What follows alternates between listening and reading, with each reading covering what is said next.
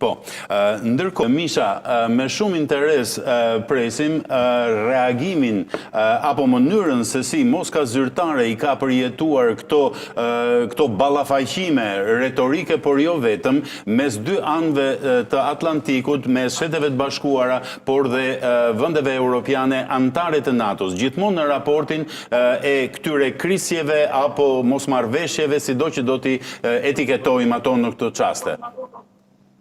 Sigurisht që Moska zyrtare nuk ka arsye për të mos qenë e kënaqur nga këto gjëra që ndodhin. Kuptohet që në këtë drejtim, domethënë, deklaratat kanë qenë të tilla që në fakt NATO ka pasur krizë ekzistence edhe më përpara, sidomos për shembull në luftën në Libi, kur vetë presidenti Macron ka deklaruar që NATO ka vdekur. Pastaj një sens të ri NATO si e dhanë vetë rusët duke me atë që u ndodhi në Ukrainë. Dhe le të themi që NATO fal kësaj lufte u rigjenerua, u ribashkua, u riorganizua dhe riarmatosi dhe vetën dhe Ukrainën.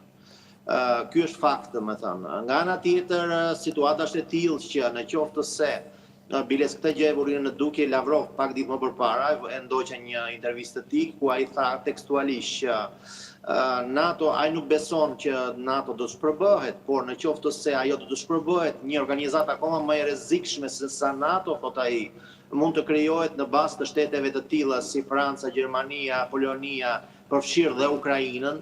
Pra, mund të krijohet një blok, le të themi, sipas Rusisë shumë më agresiv se sa është NATO. Dhe gjithsesi në Rusi nuk besojnë që domethënë NATO do të shpërbëhet. Nga ana tjetër, një shpresë e fundit, le të themi, e NATO-s për të rigjeneruar janë zgjedhjet në Shtetet Bashkuara të Amerikës. Nëse demokratët do rikthehen në pushtet, atëherë NATO mund të jetë e qetë. Nëse aty do të vazhdojë të fitojnë republikanët dhe MAGA, kjo mund të jetë gozhda e fundit në arkivorinë e NATO-s. Zoti Kajakula.